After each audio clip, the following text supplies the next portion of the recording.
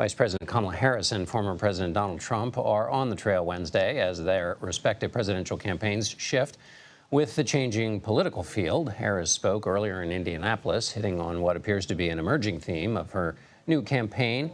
Quote, "We're not going back." Meanwhile, Trump is holding a rally in North Carolina as his campaign pivots to go against Harris instead of Biden. CBS News chief election and campaign correspondent Robert Costa joins me now. Bob, thanks for being here. What do you see in terms of Harris's message? We're not going back, that's part of it. What else is she trying to make the case about? She's trying to project confidence to the country, show command on all these different issues, because she knows, based on my conversations with her advisors, that Republicans are already trying to paint her as a left-wing radical.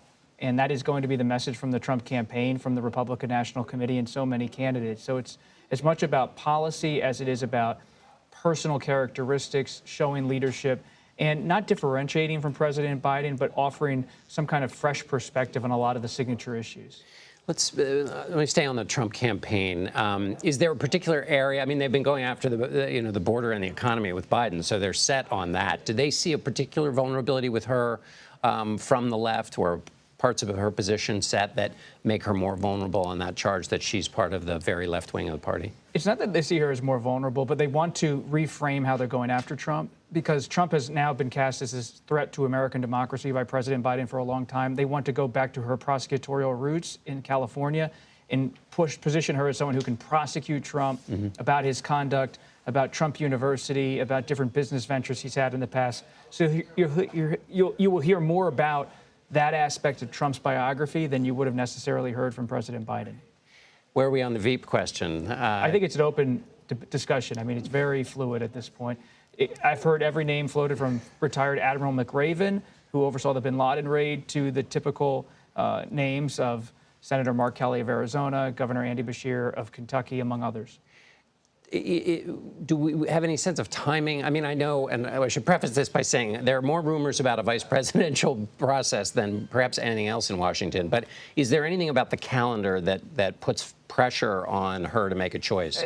There is a bit of pressure. They might want to do it before the convention in Chicago, to announce it in early August as part of this virtual roll call, to have a ticket in place if they move forward with that. But as you know, this is an informal process. It can be formalized as a political process. But if she wants to announce it at the convention, she can take that amount of time. You know the Trump campaign so well.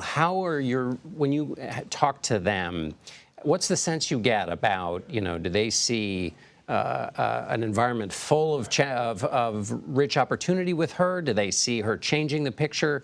But how do they see it? They see this as a reset moment. They've been running against Biden. They're going to continue to run against Biden's record and attach it to her.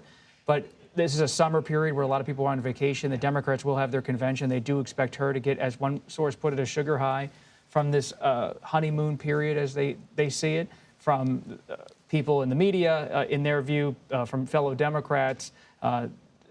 Democrats are embracing this candidacy. She has no challenger. But come September and October, you can expect an enormous amount of Republican attacks.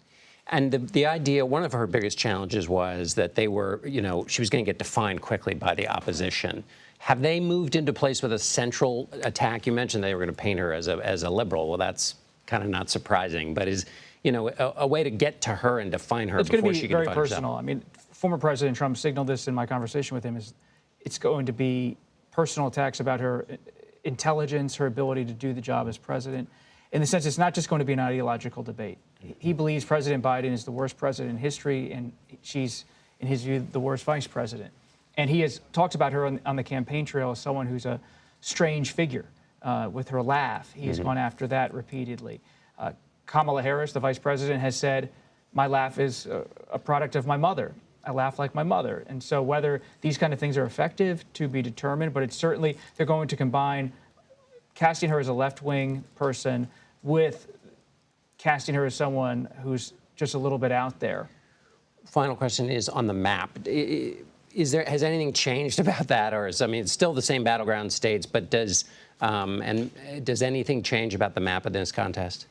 She still has to do well in the industrial Midwest to win the presidency.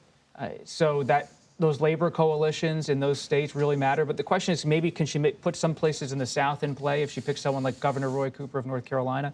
Can she put Arizona in play if she picks Senator Mark Kelly? The vice presidential selection because it'll have a lot of attention, could be more meaningful than most. Right.